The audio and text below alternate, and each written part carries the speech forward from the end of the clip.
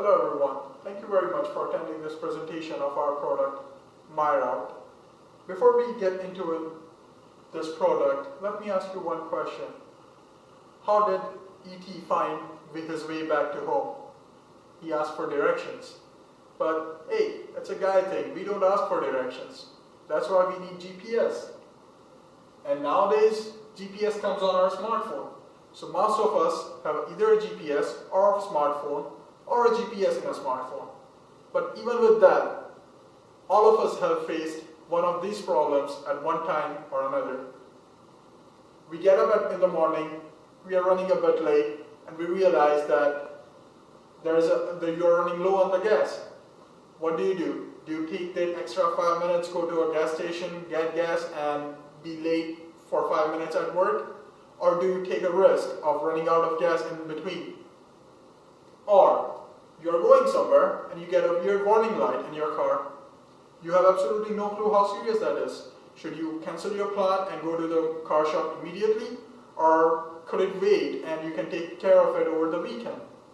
When you go to the car shop and run the diagnostics, you have absolutely no idea what those weird error code means. You need someone to translate it for you. Even though you have these two tools, GPS and a smartphone. Do you have to face those problems when you have those two tools? No, if you have MAH02521. MAH02521 is an interactive application that synchronizes your smartphone with your car's computer, and by doing that, it can solve all of those three problems. Because it's connected to your car's computer, it can calculate how much gas you have in your car, and based on that, it can tell you how much mileage you can gain from that.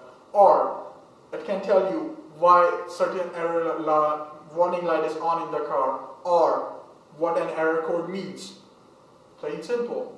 So it's a very useful tool. Let me put it another way. Why do you need MAH02521? There are other GPSs out there. There are these portable ones. They are nice. And there are also the stylish inbuilt car ones. The portable ones cost anywhere between $50 to $250. Not that expensive. But they are a hassle to carry around. And one of the most common reasons for breaking into cars is to steal GPS, because they are electronics. On the other hand, inbuilt GPSs are very stylish, very elegant, but they increase your car's cost by $2,000 to $3,000. So it's an expensive accessory to have. And even though that it's a very expensive accessory to have, it cannot communicate with your car's computer. It cannot answer those questions that MAH02521 can. And at the same time, if you are using a GPS on your smartphone, it may, or depending upon what model of smartphone you are using, interfere with other features of your smartphone. So in that case, the whole purpose of having a comfort of a smartphone and GPS is no longer there. So, keeping that in mind, what is the market out there? How many people will be willing to buy this product?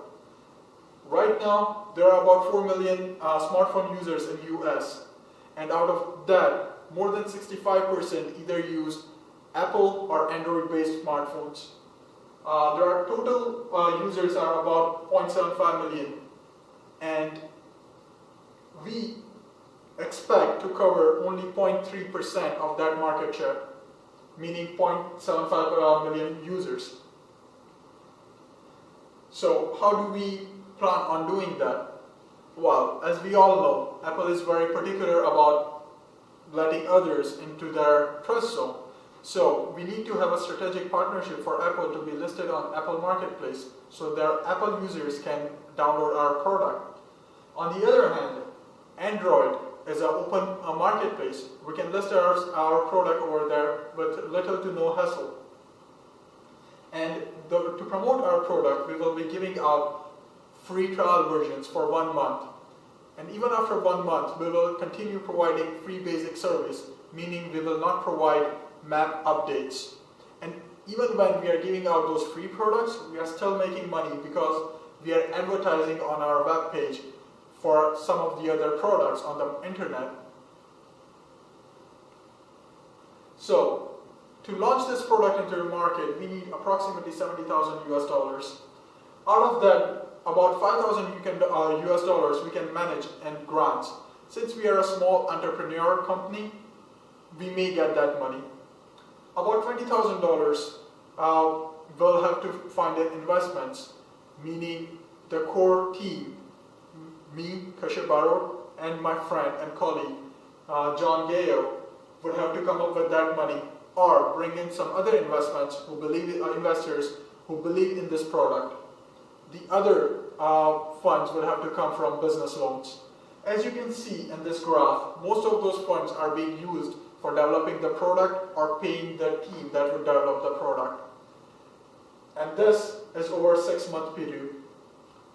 When we have this product launched into the market, we are expecting a profit of $1.5 million over a 5-year period. Revenues are generated by selling the product for $3 per download and by advertising for $0.05 per view. As you can see on the cash flow over here, in the 5-year, we are making a good profit margin. So, if we follow that business model, these are the key milestones that we have our target upon. First, sale in month 3 after the company has been established. By the 7th month, we will be reaching the break-even point, meaning all the investment that were made will have been recovered. And by the 4th quarter of year 4, we would have paid all the debts, all the loans that our company owns. For doing this, we need staff, a committed team who believes in this product. The administration will be handled by me and my colleague John. But for developing the product, we need a small team of coders and programmers which will be led by John. In order to market our product, we will be retaining a marketing firm. Since it's a software-based product, hardware requirements are not enormous.